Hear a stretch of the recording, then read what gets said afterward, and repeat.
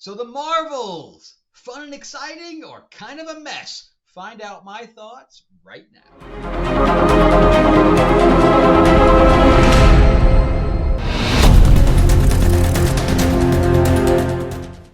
All right, we are back to talk about the Marvels. But before we do, just a reminder that Lords of LA issue 2 is now on Kickstarter. So this is issue 1.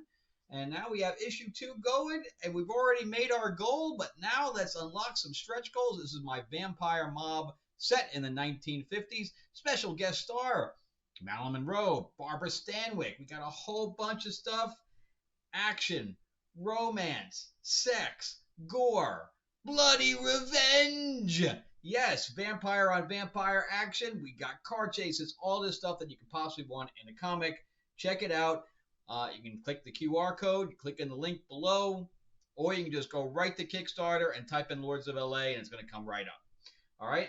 So check that out, guys, and any kind of help would be appreciated because we are trying to unlock some of those stretch goals to get free stuff. That's right. So from this point on, if we reach those stretch goals, you're getting free stuff because it's guaranteed to come out because we already hit our goal. All right, so moving on to the Marvels. Yes, I actually went to see it. I am an A-list thing, so I really didn't pay for it, but I wanted to review it. I am probably one of the 5 people that actually liked the original Captain Marvel, and I really went to see this for the actors. So I had a lot of high hopes. So just a little bit about me. If you haven't watched my channel yet, I am an award-winning screenwriter. I am a novelist. Obviously, I'm a comic book writer, and I'm also a working line producer in Hollywood. And now, about 2 months ago, during the strike or strikes at the time, I moved to Atlanta. So I've been here. I've only worked, one job in the industry since I've been here because of the strikes. That it obviously was non-union that I had to work. But anyway, I'm going to look at this film from a producer writer point of view, and I see a lot of mostly women coming out and saying men are the problem here, that they're bashing this thing, etc. Believe me, I went in there with the best of intentions. I did not go in there to hate it.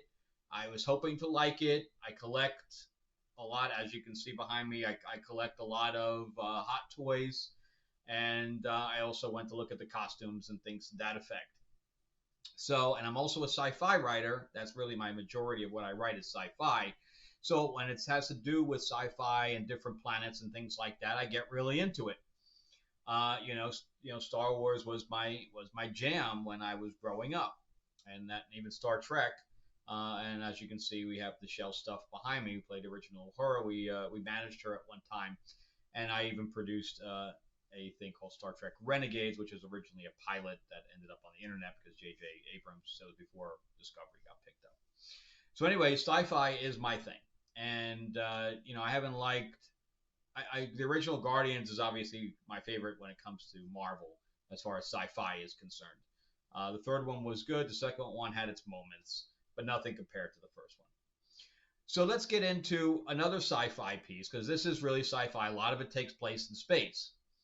But when you're talking about science fiction, right? That means it's all in the name. It's fiction, but based in science. Okay? So when you're writing science fiction, you've got to base it in reality. So Nia DaCosta wrote and directed this thing. She has barely any credits to her name. She has Candyman and she has like 1 or 2 other things, and that's it. And we gave her, but I'm not Disney, but Disney gave her, and Marvel and Kevin Feige said, "You are the right person for this, baby. You are the right person for this. You've never made any movie over freaking $10 million, but here you go. Here's $275 million to do our next Marvel film." What? What are you talking about, man? She's never done a sci-fi. She's never done a superhero. And you're giving her one of the biggest ones that you've ever done. $275 million. And then on top of that, you have another writer, notice, okay? And I hate to sound sexist here, right? But you can't tell me that every person that's right for this job, when you got 3 writers on this thing, including the director, and they're all women. You can't tell me that the best people for all of these positions was female. No. You went out there looking for only female writers for this thing. This was going to be female centric no matter what. So, not that that's a bad thing. You know, I like female bands. I like female led movies. I write female led stuff, obviously. But you got to wonder if these people are really the right people for this job. Okay? So I say that because I went back and looked at everybody's credits, right? So Nia DaCosta, not a whole lot there, especially not in the superhero genre and not in the science fiction genre. Then you have Megan McDonnell, who wrote one show. She wrote several episodes, probably all of the episodes of WandaVision. How she got that job, I don't know, because she had nothing before that. Then you have Alyssa Karasik, and she had never written anything before Loki, and she wrote Loki. So all of them have one Marvel show to their name, and they put all these women together and said, go spend $275 million and give me the best movie you've ever made. And then we all see the trailer. And this trailer is Freaky Friday. And we were all thinking, this is a bad idea. How can this turn out to be a good idea? But again, I went to the theater saying, okay, it's got a good cast. I am not a fan. Let me tell you, I collected all of the Kelly Thompson Captain Marvel run. I was collecting when it was Miss Marvel, when she was in the black costume. I've followed this character. I like this character. I think that the character needs to be deconstructed. They've done a lot of deconstructing characters in comics. They even did the Punisher recently with Jason Aaron, who, as far as I'm concerned, screwed up the character completely. So they've done the deconstructing of characters that didn't need deconstructing. And Carol Danvers is a character that absolutely needs deconstruction. Needs it. We need to know more about this character. We need to develop this character further, and nobody does it. And that's why this is a bland character. She's a bland character in the comics, and she's an overly bland character in the movies. And believe me, Brie Larson came in there, from what I could see, she came in there saying, I got to make this character more likable. But, I mean, you can tell that she tried. She tried. And there was just nothing there for her to play with. The only thing she had, the only thing they gave her was her relationship with Monica. That's the only thing that they gave her. So you as a writer, you're walking into a movie that everybody on the internet hates. You only have to type in Captain Marvel, and you'll see all the hate. And they're all giving you exactly what's wrong. They're communicating to you what's wrong. And you're going to walk in there and not give Brie Larson anything to play with? Why? You spent more time on the cats than you did on the characters. So this was a very bland movie, unfortunately. So we start out not knowing anything that's going on. So they do like little backstory for Carol because she has this mental mind thing on, so they're flashing through images so you can kind of catch up from the first movie if you didn't see it. Then, and that also introduces us to Monica because we're seeing Monica younger. And so that's it. That's the only introduction you get to these two characters. And then Iman Vellani's character, Miss Marvel, who I do not like. I do not like this character. I don't like her in the comics. It's not that I don't like it. It's just that I'm ambivalent to it. It just doesn't matter to me. If she's in a comic, I'll read it. If it's not, it's either way. I don't look for that character. There's absolutely nothing interesting about that character. I mean, out of all three of those characters in the comics, Monica Rambeau is my favorite out of those three. But we don't ever get anything with her. I mean, Photon is not, and they never call her Photon in the movie ever. They tease that they're going to give her a name, but they never do. So, in fact, I tried to read the last Photon miniseries. It was so bad, I couldn't get past it. I couldn't get past issue two. It was so bad. So, here we get, again, we're giving writers, we're giving this all these IPs to writers that don't know anything about what they're writing. They don't know sci-fi. They don't know these characters. They don't know anything, and they're jumping into this thing and thinking something wacky. We're gonna make something wacky now. Watch for the wacky. So we start out with we don't know anything about the villain. We don't know anything about the plot. We all they see is this wacky stuff going on. We're going into fight scenes back and forth, and it's so quick, and they're all changing positions. It's hard to keep track of any of it. So I'm going in there going, whoa, I'm already dizzy by this. There's no stakes to this. There's no nothing. All we're doing is having, hey, the men will like these fight scenes. I think that's how it was written. The men will like, isn't this cool? Right? We'll just push the cool button. Forget the fact that nobody knows what's going on. We'll just push the cool button. And so that's what we're going into. And then we have this lingering thing about Monica and I'm not really going to go into spoilers. I kind of want to go into a little couple things, but I'll announce that for a fact. But I'm not going to give anything away. So the fact that she never came back as they grew up, and of course Monica was one of the blips. And I don't obviously Carol doesn't age apparently because obviously Carol is the same age as Monica, and Monica was blipped for 5 years, which means she didn't age for 5 years. So she was 10, and now she's 30. So that's 25 years have passed, apparently, and it's crazy. I don't think those numbers work. I really don't. So we get to go to all these different planets where everybody looks human. Everybody is human. Why aren't the Kree blue? Why aren't the Kree blue? I don't know. It's confusing to me. So, and they didn't do that in the first movie, but at least there were obviously many blue people in the first movie. There was a few that weren't, like Jude Law. But for the most part, there was a lot of blue. Even Gemma, whatever, the one that from Eternals, she was blue in that. So I don't understand why in the comics all the Kree are blue. So if you're gonna follow the comics, they're blue. And then we get to this singing planet. Come on, man. Come on. A singing planet. Come on. So now we're way into wacky now. Way into wacky. And again, they all look human. You have $275 million to play with. And you can't give us any interesting makeup for aliens?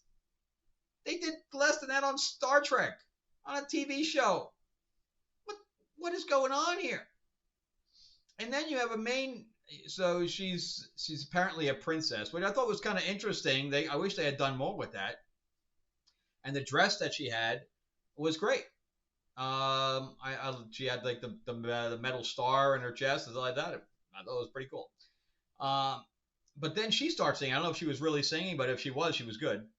And the prince is Asian and has a very obvious Asian accent. I mean, he's from Parasite, but I understand trying to get China. I understand trying to get China or Korea or whatever the Asian country is you're trying to go after. I get it, but you couldn't get anybody other than that. And again, why didn't he have makeup on? He just looked like he came from Earth. He spoke like he came from Earth, and he that's the other thing. You're going to all these planets. They all speak English. There's no universal translator or anything. Again, these people have no idea what sci-fi is. Anyway, so I don't know. The Guardians of the Galaxy, did they even address that? I'm not sure. But we bought into that a little bit more, I think, because Quill had been around his whole life, so he would obviously speak different languages. So I feel that he would be doing that. But Captain Marvel, was on the Kree planet, so she might know different languages. And but Monica and Miss Marvel would not. So you can't even play that card. So anyway, then we finally realize what the bad guy is looking for, and they're trying to siphon resources from other planets to feed Hala, and Hala is the homeworld of the Kree. So, which is where again Miss Marvel or Captain Marvel was during the whole first movie. She was part of the Kree. So they're trying to siphon this thing. Again, that would not work. You know how long it would take to siphon an atmosphere? And then you'd have to have some kind of a polarization, right, to have the atmosphere stick to the other planet. You can't just use it like Spaceballs and have the I forgot what it was called, what the vacuum cleaner was, and they're going suck, suck, suck. It doesn't work that way.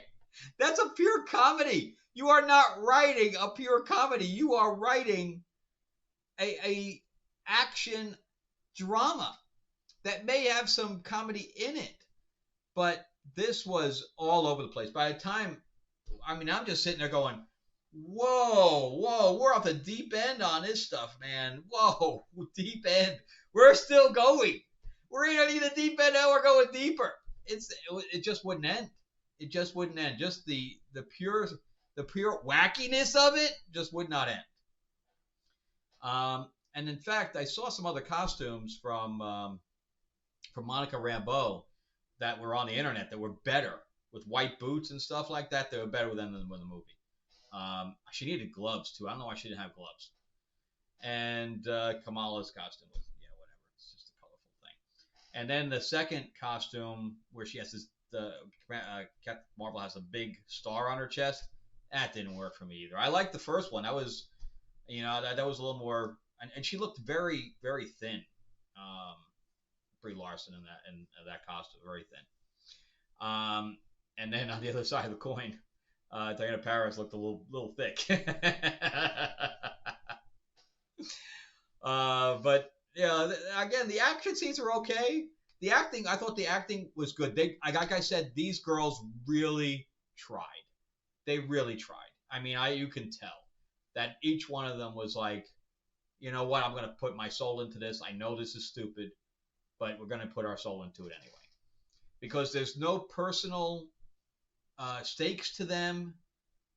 They're almost impervious to everything. I never felt like there was any danger to any of them. And then at the end, where there was a sacrifice, I'm not going to go into it, but it was very easily avoided just by being on one side or the other. When you see it, if you see it, you'll know exactly what I'm talking about. She all we had to do is choose a side. So, oh my God, the writing was so bad. None of these women should ever write again. I didn't like the first season of Loki at all anyway. I was ready for a Norse god storyline, and you get this crap. And WandaVision, I enjoyed a lot of WandaVision. Wasn't my favorite, but there was some stuff I liked. I think that's mostly because of the two actors again. Elizabeth Olsen just knows how to take a character and make it her own. That was the reason. I mean, everybody hated Doctor Strange too. Multiverse of Madness. Everybody hated that movie. I loved it. And I loved it because of the actors. I thought that Benedict Cumberbatch did a really good job, and I really think that Elizabeth Olsen just knocked it out of the park with that film. And that's why I love it. And but again, the writing is poor. I'm not going to disagree with anybody. I'd say Doctor Strange 2, the writing was poor. Not even going to argue it. But if you thought the writing was poor on that one, holy cow with this one. And again, the Flurkins are in there way too much, and there's no reason for them.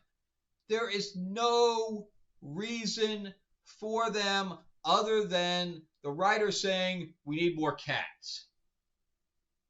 That's it. That's the only reason. They could have been completely left out. Maybe just keep Goose in there and that's it. I had no problem with Goose being in there, but all the rest of them, no need.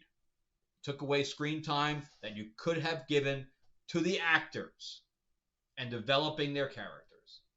Instead, we get, Miss Marvel just being a shill the entire movie and her even her voice being shill. Uh, I don't really mind her, but she's is not anything that I'd ever want to see that character in again. And I would have preferred if it was just Monica Rambeau and Captain Marvel, and we just developed their relationship and we gave them something where Captain Marvel had a kryptonite because she basically acts like Superman here. And that's the other thing is that she had to ignite a sun, right? But she's like, I never did this before. But yet she did it immediately. We didn't even see anything on her face. We never even see a close up of her struggling to do anything. She just does it. Oh my God. The directing is so bad. Nia DaCosta, I don't know what you're working on next, but stay away from this genre. It's not for you. It's just not for you. So, and if you love the movie, like I love Doctor Strange, and there's no reason, no rhyme or reason really that you can debate it. So good. I have no problem with people enjoying films. If you walk in there's a lot of films that I love that everybody's like, what? What? And I have no problem with that. If you find something that connects with you, who cares what everybody else thinks, right? I'm just giving you my thoughts. So from a writer and from a producer point of view who have worked with actors and directors, this is not good. This is not good. This is a whole bunch of people going, yeah, this is gonna be awesome, man. They're so over the deep end. I can't even imagine Kevin Feige watching this and going, yeah, this is $1 billion right here, baby. $1 billion, high five. No way. No way. So my prediction on this, because I was in there on a Thursday preview, right? And 5 people in the theater. 5 people. So my prediction for this weekend, 60 million. 60 million. That's my prediction. If it gets to 300 million worldwide, I'm going to be shocked. I'm going to be shocked. So let's figure this out real quick, because I know this video is getting long and I kind of want to get out of here. But it's $275 million plus, I think they held back on a lot of the marketing budget. Let's just give it a marketing budget of, let's see, we'll make it all in 350, right? So we'll give it a $75 million marketing budget, just to make the numbers easy. So that's 350 million.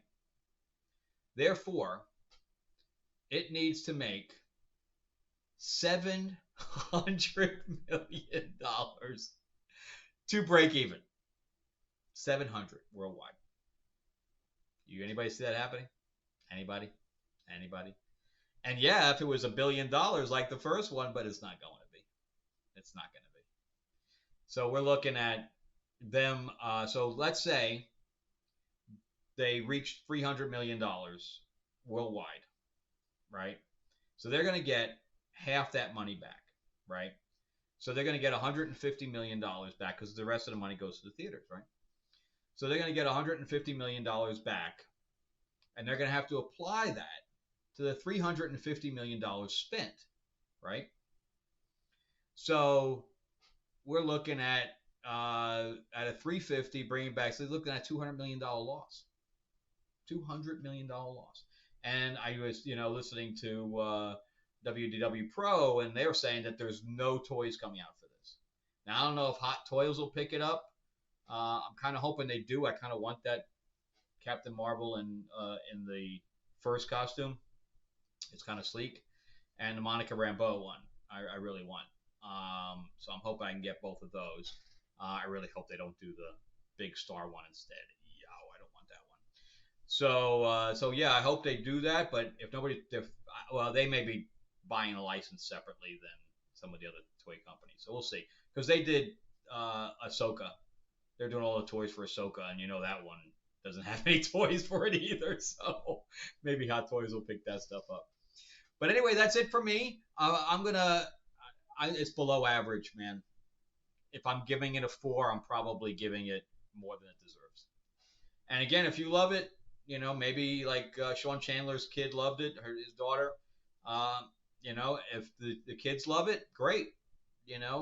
More kids that get into comic books, as far as I'm concerned, is a win. So anyway, just a reminder, real quick, to go to Kickstarter or hit the QR code or hit the link in the description and pick up a copy, a pre-order of Lords of LA. I am going to be retiring some of the covers. There is 6 different covers. I'm going to be retiring some of them after the campaign ends. You won't be able to even buy them in retail or anything like that. Yeah, let's unlock some stretch goals. I'm really hoping to get to 10 grand by the time I'm done. We're approaching 4. So anyway, that's it. Thank you very much for watching. Let me know your thoughts. Did you love it? Is Captain Marvel 2, the Marvels, the best thing you've ever seen? It's Marvels the Marvels. Wow. Yeah, that's a lot of Marvel. Anyway, talk to you later, guys. Thank you guys so much for watching. All right. And check out some other videos that are going to pop up right here. Bye.